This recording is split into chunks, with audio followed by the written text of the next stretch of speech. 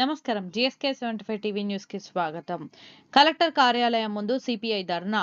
గత ప్రభుత్వంలో మిగిలిన రుణాలను కూడా మాఫీ చేయాలని డిమాండ్ చేస్తూ ములుగు జిల్లా కలెక్టర్ కార్యాలయం ముందు ధర్నా నిర్వహించిన సిపిఐ పార్టీ నాయకులు, కార్యకర్తలు, రైతులు.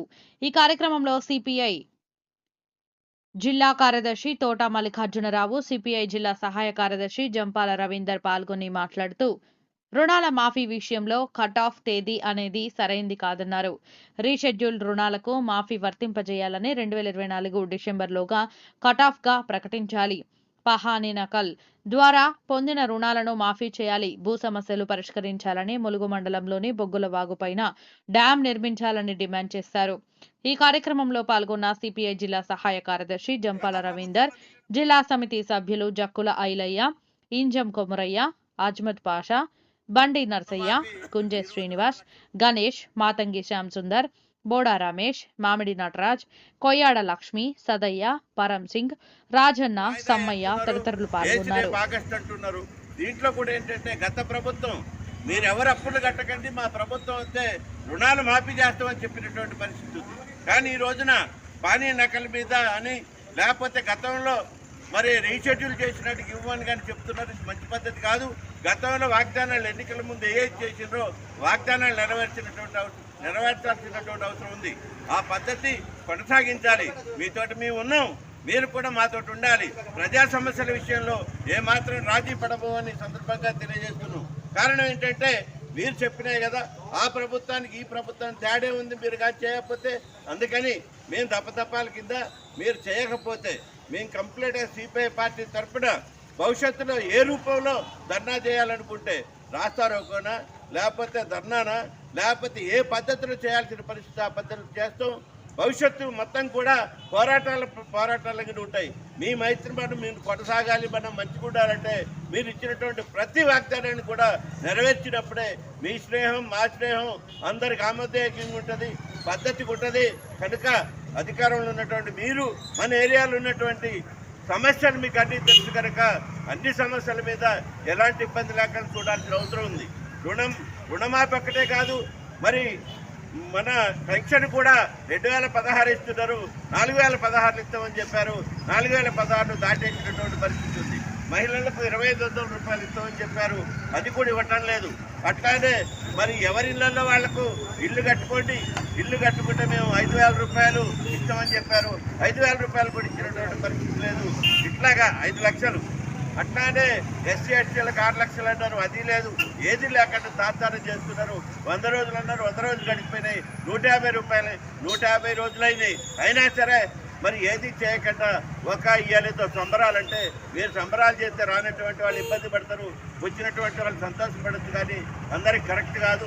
అందరిని కూడా సమానంగా చూడాలని అప్పుడే ఉపయోగం ఉంటుంది తప్ప మీరు ఈ రకంగా చేయొద్దని మీ మైత్రి మాకు కొనసాగాలంటే మీరు మేము చేసేటువంటి దానికి మీరు ఇచ్చిన వాగ్దానం నెరవేర్చిన రోజునే అందరికీ మంచి పద్ధతిగా ఉంటుందని కోరుకుంటూ ఈ అవకాశం ఇచ్చిన ధన్యవాదాలు.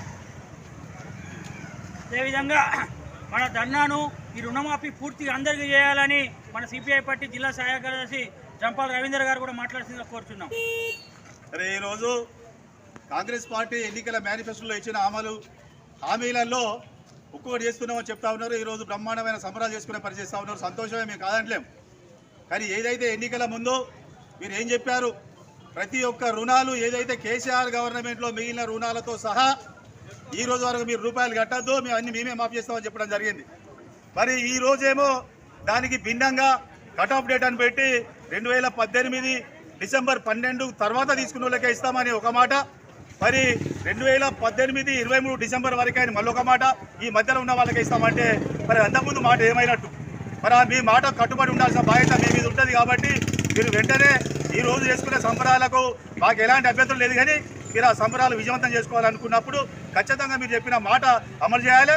ప్రధానంగా మీరు మాత్రం ఏదైతే ఎన్నికల ముందు ఇచ్చిందో ఆ ప్రకారంగా కేసీఆర్ ప్రభుత్వంలో మిగిలిన రుణాలు మొత్తంతో సహా 2024 డిసెంబర్ జనవరి వరకు కూడా అన్ని రుణాలు మాఫీ చేయాలి. ఆ రుణాలలో కూడా కొర్రీలు పెట్టే విధానం కాకుండా పాని నాగాలతో కూడా ఉన్నారు. పాస్బుక్కే కాదు, ఈరోజు రేషన్ కార్డుల పేరుతోని ఈ కొర్రీలు అవసరం లేదు. పాని నగల మీద కూడా రుణాలు ఇచ్చిండ్రు. మరి ఇచ్చినప్పుడు ఆ పైనాకాల మీద కూడా వాటి కూడా మాఫీ చేయాల్సిన బాధ్యత ఉంటుంది. కాబట్టి మరి ఇక్కడ ఉన్న మన మంత్రి గారు, మన సీతక్క గారు రాష్ట్రంలో చాలా ముఖ్యమైన వ్యక్తి కాబట్టి వారు వెంటనే స్పందించాలి. మరి ఏదైతే కేసీఆర్ గవర్నమెంట్లో మిగిలిన రుణాలు వెంటనే మాఫీ చేసే విధంగా ప్రకటన రావాలి. లేకపోతే దానికి సంబంధించిన మిగిలిన రైతులందరూ కలిసి పెద్ద ఎత్తున ఆందోళన చేయాల్సిన పరిస్థితి వస్తుందని ఈ సందర్భంగా సిపిఐ పార్టీగా మేము ప్రభుత్వాన్ని కోరడం జరుగుతూ ఉంది. హెచ్చరిక అనుకున్నా పర్వాలేదు, ఇది కోరిక అనుకున్నా పర్వాలేదు, కాబట్టి వెంటనే స్పందించాలని తెలుస్తున్నాం. దాంతోపాటు భూముల సమస్యలు చాలా పెండింగ్ ఉన్నాయి, అవి కూడా వెంటనే పరిష్కారం చేయాలని ఈ సందర్భంగా మేము తెలియజేస్తాం. సిపిఐ పార్టీ జిల్లా సహాయ గారికి, జిల్లా కార్యదర్శి గారికి ధన్యవాదాలు. అదేవిధంగా ఈరోజు రుణమాఫీ పూర్తిగా చేయాలని భారత కమ్యూనిస్టు పార్టీగా ఆందోళన చేస్తున్నాం. ఈ రుణమాఫీ చేసే విషయంలో ఇది ఆరంభం మాత్రమే.